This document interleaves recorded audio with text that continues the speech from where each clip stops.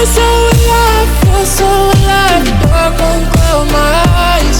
Yeah, feel so alive. Oh, we chase the night.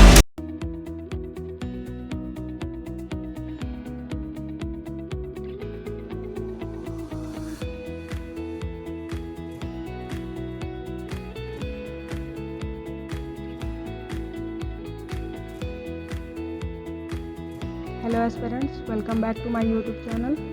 I hope you all are doing good. आज का topic है 9 months strategy and resources for UPSC CSC 2023। Exam को अब 9 months भी नहीं रह गए हैं।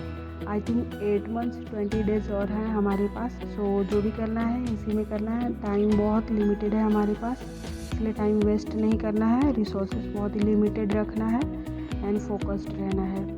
सो चलिए स्टार्ट करते हैं। पहले हम बात कर लेते हैं एनसीईआरटीज़ की। तो इसमें हम सिर्फ मोस्ट इम्पॉर्टेंट एनसीईआरटीज़ जो हैं उन्हीं को कवर करेंगे, जो कि जीएस पेपर्स के साथ ही कवर हो जाएगा। तो बात करते हैं एनसीईआरटीज़ की। So aspirants read only most important NCERTs in this 9 months, क्योंकि टाइम बहुत ही लिमिटेड है। आते हैं नंबर 1 ज्योग्राफी। ज्योग्राफी के लिए हमें 11th-12th क्लास की एनसीईआरटीज़ करनी है। It is most important. Second number है history.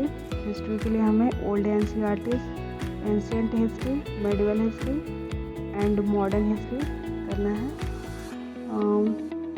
You can skip 6 to 10th NCERTs if आपका बेस क्लियर है तो। थर्ड नंबर है पॉलिटी।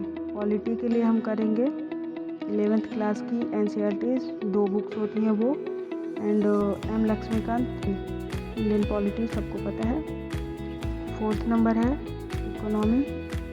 इसके लिए करेंगे हम 11th क्लास की एनसीईआरटी जो है Indian economic development, that's it.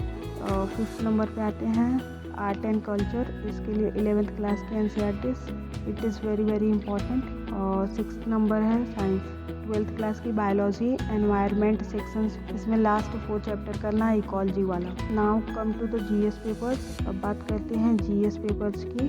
तो सितंबर टू अक्टूबर हम करेंगे जीएस 2 के लिए बात कर लेते हैं इसके रिसोर्सेज के ऊपर। इसमें ही हमारा एनसीईआरटी भी साथ में कवर होता रहेगा, तो टेंशन लेने की ज़रूरत नहीं है। बात करें जीएस 2 की तो इसमें polity, IR, social justice and governance आते हैं। बात करें जीएस 3 की तो इसमें है economy, environment, disaster management, internal security, science and tech. So economy के लिए संजीव वर्मा की बुक हो जाएगी, एंड साथ में 11th क्लास की जो एनसीईआरटी है इंडियन इकोनॉमिक डेवलपमेंट वो, और एनवायरनमेंट के लिए Shankar IAS, disaster management and internal security के लिए हो जाएगा हमारा किसी भी कोचिंग इंस्टीट्यूट का नोट्स फॉलो करना है। That's it for it. बात करें साइंस एंड टेक की तो इसके लिए हम करंट अफेयर से ही हो जाएगा, तो इसका उतना टेंशन नहीं लेना है। अब आते हैं जीएस 1 पे। इसको हम करेंगे Jan to Feb में। अब बात करें जीएस 4 का तो इसमें आता है एसे एंड एथिक्स। इसके लिए हमें करना है, ऐसे के लिए हम फॉलो कर सकते हैं previous year question papers 5 years का करेंगे तो भी हो जाएगा। इसको हम कर सकते हैं संडे को। ईच संडे डू ऐसे राइटिंग एंड नोट्स भी रीड कर सकते हैं। अब बात करते हैं एथिक्स की। आई थिंक एथिक्स के लिए लेक्सिकन इज़ इनफ, तो इसी से हो जाएगा हमारा। लेक्सिकन से हम कर सकते हैं एथिक्स के लिए, and previous year question paper भी देख सकते हैं। अब बात आती है आंसर राइटिंग की। तो आंसर राइटिंग के लिए हम क्या कर सकते हैं, इसको हम जब सितंबर टू फेब और साथ में डेली बेसिस पे इसको भी हम आंसर राइटिंग कर सकते हैं प्रीवियस ईयर्स का क्वेश्चन पेपर देख के। आंसर राइटिंग के लिए प्रीलिम्स के बाद भी 3 months जो होता है उसमें भी हम प्रैक्टिस कर सकते हैं, तो इसके लिए ज़्यादा टेंशन लेने की ज़रूरत नहीं है। अब आते हैं मार्च पे। मार्च में हमें क्या करना है, revision and only revision whatever we prepare in previous last 6 months। एंड अब आते हैं अप्रैल टू मई, prelims focus months. April and मई में हमें सिर्फ प्रीलिम्स पे फोकस करना है।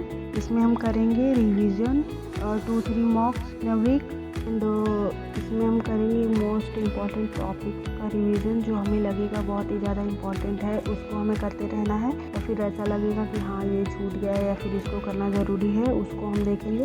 तो ओवरऑल अप्रैल एंड मई में हमें सिर्फ रिवीजन और प्रीलिम्स पे ही फोकस करना है। जीएस का हमें बिल्कुल ही टच नहीं करना है ये 2 मंथ्स में। आफ्टर प्रीलिम्स जो हमारे पास 3 मंथ्स बचेंगे उसमें हम फिर से जीएस प्रैक्टिस कर सकते हैं सिलेबस, एंड उसमें हम आंसर राइटिंग भी स्टार्ट कर सकते हैं। So that's it. And guys, ये मैंने खुद का टाइम टेबल प्रिपेयर किया है। ये मेरी खुद की 9 मंथ्स की स्ट्रेटजी रहने वाली है। मुझे लगा कि आप लोगों के साथ शेयर करना चाहिए, तो मैं आप सभी के साथ शेयर कर रही हूँ। अगर आपको सूटेबल लगता है तो you can follow it, otherwise आप अपने अकॉर्डिंग बना लीजिए टाइम टेबल, क्योंकि टाइम बहुत ही लिमिटेड है, टाइम वेस्ट नहीं करना है।